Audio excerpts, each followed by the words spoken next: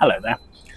I'm here in the business class lounge in Emirates in Dubai, waiting for a flight back to Auckland.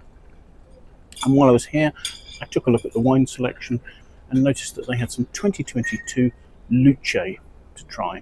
Luce is an IGT from Toscana, from Tuscany. Originally a project set up known as Luce della Vite, the Light of Life, in the early 1990s as a collaboration between Robert Mondavi and the Marchesi di Frescobaldi. Their first vintage was 1993, and it's been a very successful wine. However, in the early 2000s, the project reverted to the ownership of Lamberto Frescobaldi as a result of the financial troubles that dogged Robert Mondavi's company at that stage. The estate has 77 hectares of vines, and it's located southwest of the town of Montalcino. So they do also produce a really good Brunello di Montalcino. However, this wine is simply labelled as an IGT from Toscana. So Luce was the first Super Tuscan wine to come from the Montalcino area. This particular wine is a 50-50 blend of Merlot and Sangiovese. Plantings of Sangiovese are on the more friable, better drained higher slopes here, while the Merlot will grow on more clay-based soils that contain a certain amount of sand as well. During the production, both varieties are vinified separately. I would assume each vineyard lot is vinified separately. Fermentation takes place in temperature-controlled stainless steel tanks, and the temperature of fermentation is kept below 30 degrees to give as gentler extraction as possible. The wine undergoes 12 days maturation with the skins in the tank before going into barrel, where first of all it will undergo malolactic conversion and then we'll spend 24 years aging in barrel. I'm not given a percentage of new oak that's used here, but I would assume for a wine of this level that's going to be pretty high. The drinking window that I've seen for this suggests that it should just be starting to drink now and should continue drinking at peak until at least 2036. So let's have a look at it, shall we? First thing to say about this is the lovely depth of colour.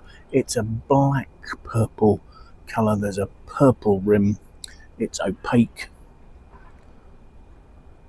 The wine is labelled as having 14% alcohol and it's quite happily clinging to the sides of the glass and quite readily forming some large tears.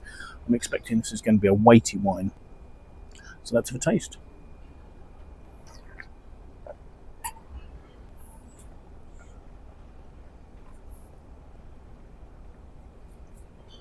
There's a lovely harmony here between elegant, fresh Sangiovese and rich, ripe, full, concentrated Merlot. We're meeting in the middle with notes of licorice, anise. There are some beautiful oak spices there. I certainly agree with my suggestion that there's a high degree of new oak in here. The tannins are very fine. There's a lovely line of acidity running through the whole thing that's keeping the finish very lively. It's quite lifted, slightly wild notes to the finish, where there are red fruits, sort of red currants, raspberries and those sort of things. But they're supported by more savoury and spicy notes coming from the oak, which has clearly contributed tannins to this wine. And those tannins are also adding to the finish, which is long and smooth. There are almost chocolatey notes, but the bright red fruit sort of swoops in there and enlivens the finish a little more.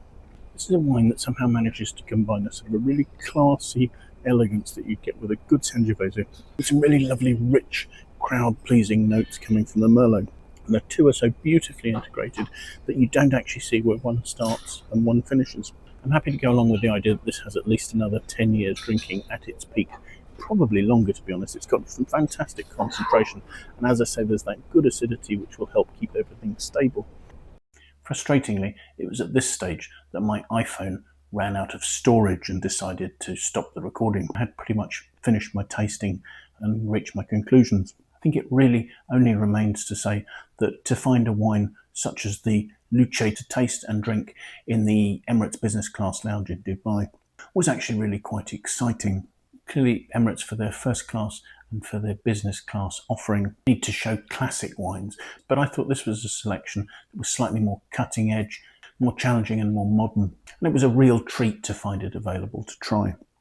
I should also note that I'm obviously quite tired while I'm doing this. I think there are two mistakes there. I think I suggest that the wine aged for 24 years in barrel, whereas actually, of course, I mean 24 months.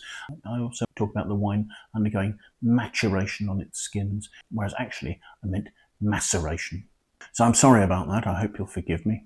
Looking at the wine's quality, I note that the Wine Searcher aggregated critics score for this vintage is currently 94 out of 100. That's a score I absolutely agree with. In fact, I wonder if the wine's vibrancy, freshness, intensity and individuality wouldn't perhaps actually justify a score of 95 out of 100. I'll leave a link in the notes below so that you can see how much the wine costs and where it's available in a market near you if you're interested in buying it. So thank you for watching. If you have enjoyed the video, do please press the like button. If you'd like to watch more of my videos, it would be great if you consider subscribing to my YouTube channel. And when you sign up, do make sure you set yourself an alert so you can be notified every time I publish a new video. That way you won't miss any. If you have any friends you think might be interested in the video, do please feel free to pass it on to them.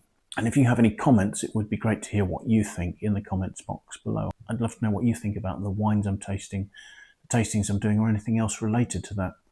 So thank you again for watching, and I do hope that maybe you'll manage to make the time and come and join me for another tasting in the very near future. Till then, bye for now.